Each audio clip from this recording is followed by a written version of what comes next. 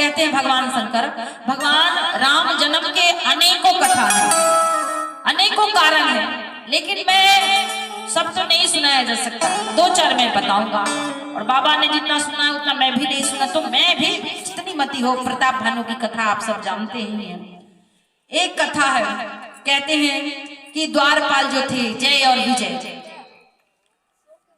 ऋषिगण जब मिलने के लिए गए भगवान नारायण से, तो जय विजय ने भगवान से मिलने नहीं दिया, तो संतों को क्रोध आ गया और श्राप दे दिया कि जाओ राक्षस बन जाओ। अब रोने लगे भगवान के पास जाकर के, तो भगवान ने कहा ठीक है, तुम जब जाओगे तो तुम्हारा उद्धार करने के लिए मैं भी आऊंगा। प्रताप भानु की कथा है, अनेक कथा है, और एक बड़ी सुंदर कथा है, नारद जी की कथा है। कहते हैं भगवान की एक बार नारद जी ने भगवान नारायण को श्राप दे दिया, और जब सुना पार्वती जी तो बड़ी चकित हुई और कहती है कारण कवन श्राप मुनि दीन्हा काय अपराध रमापति दीना। पार्वती जी के गुरु है नारद जी महाराज, और जब शंकर भगवान ने कहा कि एक बार नारद जी ने श्राप दिया था, इसके कारण भगवान को जन्म लेना पड़ा, अवतार लेना पड़ा, तो पार्वती जी ये नहीं कहती है कि मेरे गुरु जी से क्या गलती हुई बताइए। सुनिएगा चौपाई क्या यहाँ पे कह रही है, कारण कवन श्राप मुनि दीना का अपराध रमापति कीना। ये नहीं कही कि मेरे गुरु से क्या गलती हुई, कारण किस कारण से मेरे गुरु जी ने श्राप दिया, भगवान ने कौन अपराध कर दिया। ये है गुरु निष्ठा, ऐसी होनी चाहिए। मैंने पहले ही बताया था कि मेरे गुरुदेव की मेरे ऊपर बहुत कृपा है, और आज उन्हीं की कृपा से मैं ये अपनी वाणी को पवित्र कर रही हूँ। तो देखिए आज हमारे जीवन में ये बताइए कितने लोगों ने दीक्षा ली है, किनके किनके गुरु हैं, पहले वो बताइए। किसी ने दीक्षा नहीं, सब बिना दीक्षा लिए बैठे हुए, मैं उठा के ये बताइए, जब तक आप दीक्षा नहीं लेते हो आपके किए हुए सत्कर्म का फल नहीं मिलता। इसीलिए सबको हमारे सनातन धर्म में ये नियम है, बिन गुरु भाव निधि तरहि न कोई, जो विरंच शंकर सम हो। ये मैं अपनी बात ये चपाई तो सबको पता है ना, मैं अपनी तरफ से तो नहीं एक्स्ट्रा बोल रही हूँ। तो आप लोग शंकर से भी बड़े हो गए, बिना दीक्षा लिए बैठे हो। अब कहोगे अभी तो हमारी उम्र नहीं हुई, अभी तो हम यंग है, अभी जवान है, अभी आनंद करे बाद में लेंगे दीक्षा। अच्छा ये बताइए ध्रुव जी आपसे बड़े थे कि छोटे, बोलो बोलो जोर से, मैं जरा ऊंचा सुनती हूँ। ध्रुव जी आपसे बड़े थे कि छोटे थे, कैसे थे? प्रहलाद जी ने, आप कहोगे कि हम बाद में दीक्षा ले लेंगे। अब ये बताइए बुढ़ापे तक आप जिंदा रहोगे कि मरोगे, इस बात की गारंटी है? और कहीं मर गए तो फिर मैं अभी बोल रही हूँ, अगले क्षण बोल पाऊंगी कि नहीं इसकी कोई गारंटी है? आप सुन रहे हो, अगले क्षण सुन पाओगी कि नहीं इसकी कोई गारंटी है? तो बिना दीक्षा लिए मर गए तो फिर मुक्ति होगी? बोलो ना, होगी? नहीं होगी ना। इसीलिए सबको किससे दीक्षा लें, ये भी है, किसी ऐरू गैरू नट्ठू खैरू से मत ले लेना। गुरु कहते हैं जब हम आध्यात्मिक यात्रा पे चलना चाहते हैं, भगवान को पुकारते हैं, तो भगवान ही गुरु के रूप में आते हैं मेरे प्यारे। भगवान ही, जो मूर्ख मनुष्य गुरु को इंसान समझता है उससे बड़ा मूर्ख कोई नहीं है। गुरु भगवान का ही स्वरूप है। लेकिन कलयुग है ना इतना, आज देखिए कोई भी सत्कर्म का फल क्यों नहीं मिलता। अब बताइए रामायण बदली है कि हम बदले, भागवत बदली है कि हम बदले, गीता बदली है कि हम बदले, कौन बदला? हम ही बदले हैं। जो उसकी बात है, लेकिन जो निष्ठा होनी चाहिए, मैं बार बार क्यों आपको कह रही हूँ, मुझे पता है सब नहीं सुनेंगे, लेकिन अगर एक दो किसी एक ने भी मेरी बात मान ली और धर्म के पद पे चला गया तो मेरा कथा कहना सफल हो जाएगा। हम भी जाएंगे वहां तक कहेंगे ठाकुर जी दो चार को सुधार के आए हैं, दो चार को तो हम सुधार के आए हैं। तो मेरा काम है आप सबको धर्म, देखिए मेरे प्यारे, आप इस बात को गंभीर रूप से लीजिएगा। हास्य विनोद के लिए तो ठीक है, बिना भजन के गति नहीं है मेरे प्यारे। अगर बचना चाहते हो ना नरक के डंडे से, तो भगवान की शरण में जाओ। और भगवान कहते हैं कि गुरु की, हमारे सनातन धर्म में देखिए, आप भारतवर्ष में रहते हैं तो यहाँ एक संविधान है ना, कानून है, उसको तो आपको फॉलो करना पड़ेगा। अगर फॉलो नहीं करोगे तो कहाँ जाओगे? रूल तोड़ोगे तो कहाँ जाओगे? बोलो जोर से, मैं जरा ऊंचा सुनती हूँ। कहाँ जाओगे? जेल में जाओगे ना, जाओगे। तो उसी प्रकार जैसे आप भारत में रहते हो तो भारत के कानून को, भारत को, संविधान को मानने के लिए आप बाध्य हो। आपकी स्वतंत्रता नहीं चलेगी यहाँ पे, आपको उस नियम को मानना ही पड़ेगा। उसी प्रकार हम सनातनी हैं तो हमारे सनातन धर्म में हमारे शास्त्र कहते हैं कि बिन गुरु भव निधि तरहि न कोई, जो विरंच संकर संतोई। ये मैं अपनी तरफ से नहीं, ये गोस्वामी तुलसीदास की लेखनी है। तो हम सुनते तो हैं, पढ़ते तो हैं, लेकिन मानते नहीं हैं। अगर बीमार हो, आप डॉक्टर के पास गए, डॉक्टर ने आपको मेडिसिन दी, अगर आप नियमित मेडिसिन नहीं लो तो क्या आप स्वस्थ होगे? नहीं होगे। अगर स्वस्थ होना है तो आपको मेडिसिन टाइम पे लेनी पड़ेगी। उसी प्रकार हम सबको भव रोग लगा है, सब कोई भव रोग से पीड़ित हैं, तो हमें मेडिसिन, औषधि, परम भव रोग की परम औषधि है भगवत नाम, और वो नाम सदगुरु के द्वारा हमें मिलना चाहिए, तभी कल्याण होगा। जैसे आपने बंदूक देखा ही होगा, बंदूक के अंदर क्या रहती है? बंदूक के अंदर कुछ रहती है, क्या बोलते हैं उसे? क्या बोलते हैं? कारतूस। अब हमें पता नहीं, बताओ, कारतूस बोलते हैं, सही है। अब उस कारतूस को आप बिना बंदूक में लगाए ऐसे किसी को चला के मारो तो व्यक्ति मरेगा, कुछ होगा, घायल भी होगा, नहीं होगा, थोड़ी बहुत। लेकिन अगर उसी कारतूस को आप किसी बंदूक में लगा के फायरिंग करो तो क्या होगा? सामने वाला डायरेक्ट।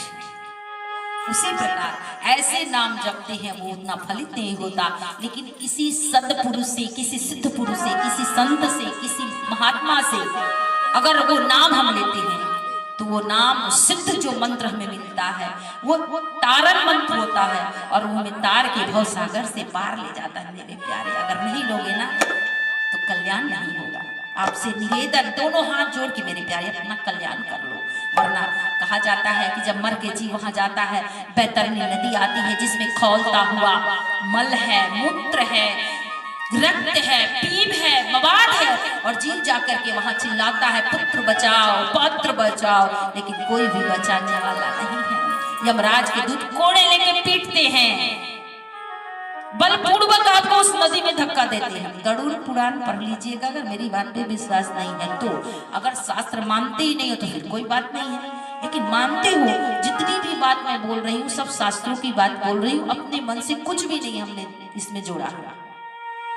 तो आप अगर चाहते हो कि आप कल्पना कीजिए, खौलती हुई, वो बात छोड़ दीजिए, आपके घर में माताएं बहनें पकौड़े तलती है ना, तलती होगी पकौड़े। एक दिन फास्ट हो तो दूसरे दिन ये पकौड़े तलते हैं महाराज, पनीर के पकौड़े, पालक के पकौड़े, बैगन के पकौड़े, ये पकौड़े, वो पकौड़े, पता नहीं कौन कौन पकौड़े खाती है। तो जो वो तेल खौलता है वो थोड़ा सा अगर उड़ के आपके इस हाथों पे, उंगली पे पड़ जाए, कैसा फील करोगे बताओ?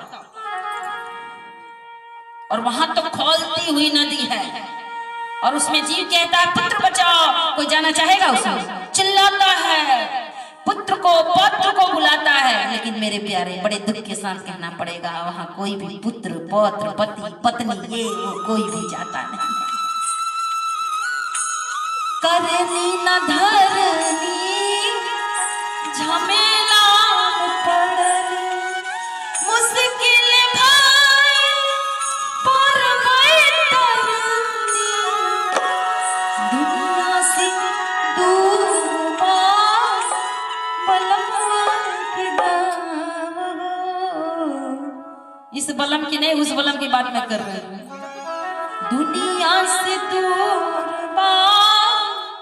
बलमवा के गाँव, चलाता चलाता पिरा गइल पाँव, दुनिया से दूर बलमवा। नंगे पाँव जब जीव चलता है, भयंकर वेदना, पीड़ा होती है, यमराज के दूत मारते हुए ले जाते हैं। जिसने जल दान नहीं किया है, जल पिलाना चाहिए, वो प्यास से तड़पता है। जो अन्न दान नहीं करता है वो अन्न के बिना तरसता है। जो वस्त्र, बस सब भयंकर पीड़ा होती है वहां पे जीव। और एक बात, मरने के बाद ये शरीर तो मर जाता है, वहां भोगने के लिए इतना बड़ा यातना शरीर मिलता है। आप मर भी नहीं सकते क्योंकि पहले ही मर गए हो, वो शरीर भोगने के लिए दिया है भगवान। और जितनी पीड़ा भी हो रही है ना उतनी पीड़ा वहां भी होगी। चिल्लाता है जीव, चिल्लाता है जीव, चिल्लाता है जीव। यमराज कहते हैं तूने कभी जलदान नहीं किया, ये ले। तूने कभी औषधि, मतलब जो जो हम करते हैं वो सभी हमारे पापों को, जो जो पाप करते हैं वो याद दिलाते हैं और मारते हुए ले जाते हैं। देखिए नरकों की चर्चा भागवत में भी है। जब परीक्षित ने भागवत की कथा सुनी तो वो नरकों की कथा सुनी तो डर के कांपने लगे। डर लग रहा है ना? किसको किसको डर लग रहा है? लग रहा है, सच बोलना, झूठ मत बोलना। डर लग रहा है? अरे नरक में ऐसे ऐसे, हाँ बिल्कुल ऐसे है, हमारी भी होगी, आपकी सबकी होगी। तो परीक्षित ने पूछा प्रभु कोई उपाय तो बताए, उपाय है? तो सुखदेव जी ने कहा बिल्कुल अपन के पास उपाय है भाई, उपाय है। जब तक जिंदा हो उपाय करके बच सकते हो, मरने के बाद कोई उपाय नहीं है। अभी आप जीवित हो मेरे प्यारे, अभी आपके पास समय है, भजन कर लो, भगवान का नाम लो और भवसागर से पार हो जाओ। भवसागर से किसी सदगुरु की शरण में जाओ, पहले जानिए, पहले खूब पता लगाइए कि ये कैसे हैं। आपका मन जब उनसे मिल जाए तब, ये नहीं कि किसी की बात पे गए, किसी से आज दीक्षा ले ली, कल फिर कुछ सुना श्रद्धा हो गई तो फिर दूसरे के पास दौड़ के पहुंच गए। एक बार जहां सर नवा दिया तो फिर नवा दिया। आजकल देखिए लोग कहते हैं ना कि गुरु सच्चे नहीं होते, ये बहुत लोग सुनते हुए आपने, अच्छा गुरु सच्चे नहीं होते, हम और आप सच्चे हैं? बोलिए। एक सुनिए शिष्य को कैसा होना चाहिए, कथा सुना दो तब इस कथा में आपको प्रवेश कराऊंगी। एक राजकुमारी थी, नाम था वैरागवती। नाम ही कितना सुंदर है। तो उसके मन में बड़ी प्रबल इच्छा थी कि मैं दीक्षा लूं और भवसागर से पार हो जाऊं, क्योंकि उसने सुना था कि बिना दीक्षा लिए, बिना गुरु की शरण में गए किसी का कल्याण नहीं होता। तो वैरागवती की ये बात एक चोर को पता लग गई कि ये किसी गुरु की तलाश में है। तो चोर ने क्या किया, साधु का वेश धारण करके और राज दरबार में, राजमहल के पास पहुंचा, वेदवती के पास पहुंचा, वैरागवती के पास। और उसने कहा कि हमने, जैसे ही वैरागवती ने सुना कि कोई संत आए हैं, कोई साधु आने, गई, बड़ा आदर सत्कार किया और कहा कि मुझे आपसे दीक्षा लेनी है। तो चोर ने कहा हाँ हम तो दीक्षा देते हैं, लेकिन हम दीक्षा आपको महल में नहीं देंगे। आप रात्रि में एकांत में मेरे पास जंगल में आइएगा और जितने जेवर है वो सब पहन के आइएगा, वहां आपको हम दीक्षा देंगे। इतनी भाव विभोर थी, इतनी निष्ठा थी, इतनी प्रबल इच्छा थी दीक्षा लेने की कि कहा कि हाँ बिल्कुल हम आएंगे। और जब रात्रि हुई सारा जेवर पहन लिया, सब कुछ लेकर के, और वैरागवती राजकन्या पहुंची उस सुनसान जंगल में दीक्षा लेने के लिए। जब वहां पहुंची तो उस चोर ने कहा कि जितने जेवर है हमें दे दो। कोई भी प्रश्न नहीं किया और सब कुछ उतार करके उस चोर को दे दिया। चोर ने वैरागवती की आंखों में एक पट्टी बांध दी और कहा कि राम बोलो। वैरागवती राम बोलने लगी और कहा बोलते रहो, जब तक मैं नहीं आऊं तब तक ये पट्टी मत खोलना, राम राम यहाँ बैठ के बोलते रहो। भगवान मिल जाएंगे? वैरागवती ने पूछा। बिल्कुल मिल जाएंगे। वैरागवती उस वृक्ष के नीचे उस सुनसान जंगल में बैठ के राम राम राम राम बोलने लगी।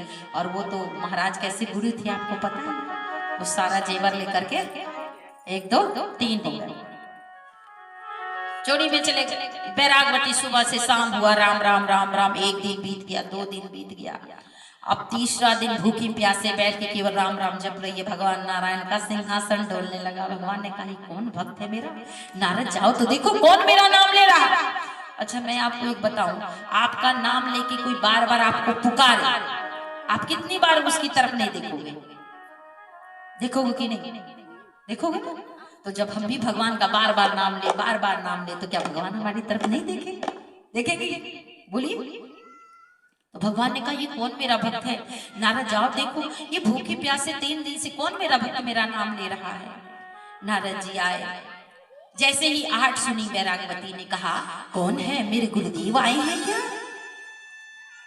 नारद जी ने कहा कि नहीं, मैं नारद हूँ, नारायण ने मुझे भेजा है, दो मैं तुम्हारी पट्टी को खोल देती हूँ। वैरागवती ने कहा खबरदार जो आप मेरी पट्टी को खोलिएगा, मेरे गुरुदेव ने कहा है जब तक मैं ना आऊं ये पट्टी मत खोलना। तो मेरे गुरुदेव आएंगे तभी मैं ये पट्टी खुलवाऊंगा। अब नारद जी गए नारायण के पास और कहा भगवान वो तो पट्टी खुलवाने के लिए तैयारी ने अपने गुरु को खोज रही है। अब नारायण भी चले आए और जैसे ही नारायण भी पट्टी खोलने के लिए जाने लगे, कहा खबरदार पट्टी मत खोलना, मेरे गुरु ने कहा है कि मैं आऊंगा तभी पट्टी खोलना। अब नारायण ने कहा ये बताओ गुरु किसके लिए होते हैं? भगवान के लिए ना होते हैं? मैं तो आ गया, फिर गुरु को क्यों पूछ रही हो, क्यों गुरु गुरु कर रही हो? तो बैरागवती ने कहा नारायण क्षमा कीजिएगा, ये बताइए आप आए हैं किसके चक्कर में, आप आए क्यों? अगर मेरे गुरु ने मेरी पट्टी नहीं बांधी होती और मुझे राम राम कहने के लिए नहीं कहा होता और मैं गुरु की आज्ञा मान करके अगर राम राम नहीं कहती तो बताइए क्या आप मेरे पास आते? अब नारायण ने देखा कितनी निष्ठावान है। नारायण ने नारद जी से कहा जाओ इसके गुरु को ढूंढ के लाओ। अब नारद जी महाराज लेके चले, कहाँ है सब जगह ढूंढ रहे हैं। तो रात्रि में एक दीवार पे छड़प रहा था, नारद जी के पीछे से पैर पकड़ा, अरे छोड़ दो अब चोरी नहीं करूंगा, अब मैं जा रहा हूँ। चल तेरे चक्कर में वहां बैरागवती 3 दिन से बैठी पड़ी है भूखी प्यासी। अरे नहीं मुझे छोड़ दो, मुझे सजा मत दो, आज के बाद कभी चोर, अरे चोरी नहीं, चल तुझे सजा नहीं, तुझे इनाम दिलवाना। और पकड़ करके ले जाते हैं वहां बैरागवती के पास। बैरागवती ने देखा कि मेरे गुरु आए हैं, तो जाकर गुरु से कहा भगवान नारायण अरे इसकी पट्टी खोल, तेरे चक्कर में बेचारी भूखी प्यासी बैठी राम राम कर रही। वो छोड़ गया, वो गुरु काहे का चोर था, और जाकर के पट्टी खोला। बैरागवती ने पहले अपने गुरु को, उस चोर को प्रणाम किया। गुरु गोविंद बारे खरे काके लागू पाँव, बलिहारी गुरु आपकी गोविंद दियो मिला। और कहा कि गुरुदेव की कृपा से मुझे भगवान मिले हैं। वो चोर डरने लगा और कहा, चोर ने बैरागवती को प्रणाम किया कि तेरे जैसे शिष्य के चलते आज मुझे भगवान मिल गए, मुझे भगवान मिल गए। अरे गुरु खराब है, आपकी निष्ठा अगर प्रबल हो तो भगवान मिलेंगे कि नहीं मिलेंगे? गुरु कहते कि आपको नाम भी देते हैं ना, अगर आप उस नाम में निष्ठा रख के और उस नाम को जपो तो मेरे प्यारे आपका कल्याण होने से कोई नहीं रोक सकता, कोई नहीं रोक सकता।